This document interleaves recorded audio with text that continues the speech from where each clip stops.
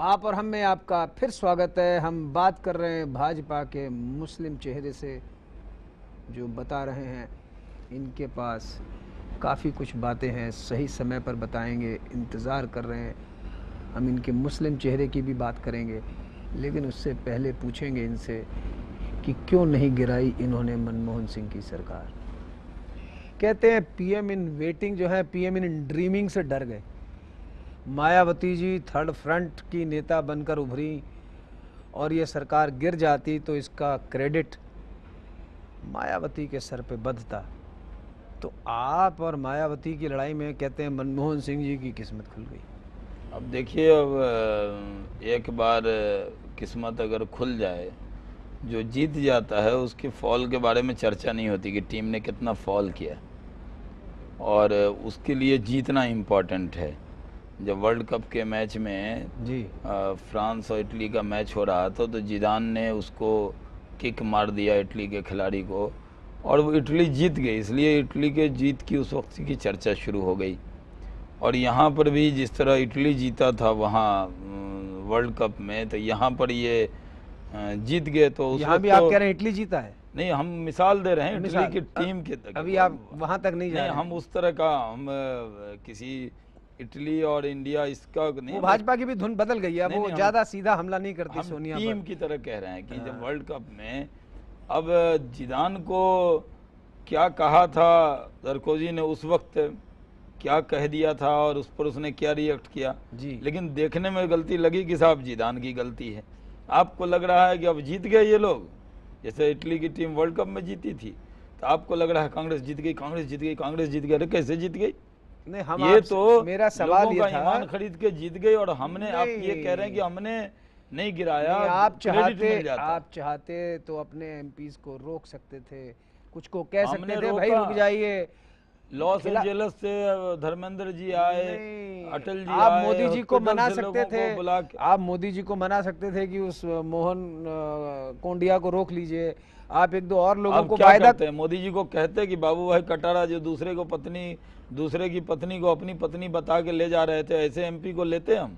ये तो मनमोहन सिंह जी को मुबारक हो ऐसे एमपी। अच्छा, मतलब आप तो ये हम कह रहे तो हैं कि उनको नहीं ले सकते थे। आपकी पार्टी के अंदर ये लोग जब टिकट लेकर आए थे, नहीं तो निकाल दिया ना, निलंबित लोग थे तब भी उन्होंने ले लिए। यही मैं कह रहा हूँ। अगर नैतिकता और साफ सुथरी बात होती तो नहीं लेते ना। अच्छा, इसलिए आपने नैतिकता जो है वो आपके लिए सुप्रीम है, चरित्र जो है वो सुप्रीम है, बीजेपी चाल ने सुप्रीम कभी है। उससे कंप्रोमाइज नहीं किया।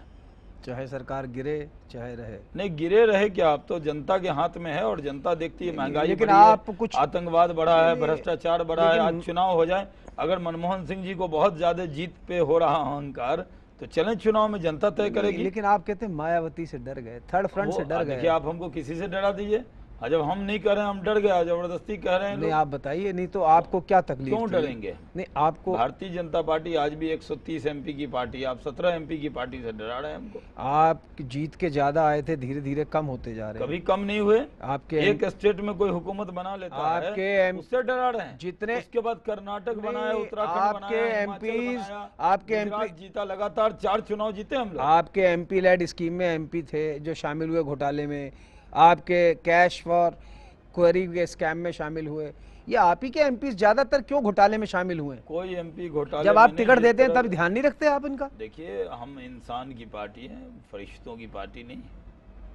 कोई कुछ न कुछ त्रुटि रहती है, आदमी एक दो लोग गलत होंगे तो पूरी पार्टी को ब्लेम कर देंगे। नहीं, पूरी अब पार्टी एक दो लोग अगर बिक गए तो इसका मतलब कि एक दो नहीं, ये बिकने वालों की संख्या कुछ ज्यादा रही आपकी बहुत पार्टी। कम रही। और वो तो निलंबित को तो पहले भी का मान रहे थे हम। नहीं नहीं, तो लेकिन आपकी पार्टी और जो लोग नहीं, जो 9 की संख्या 130 में, तेलुगु देशम में तो 2 चले गए, इतनी बड़ी पार्टी।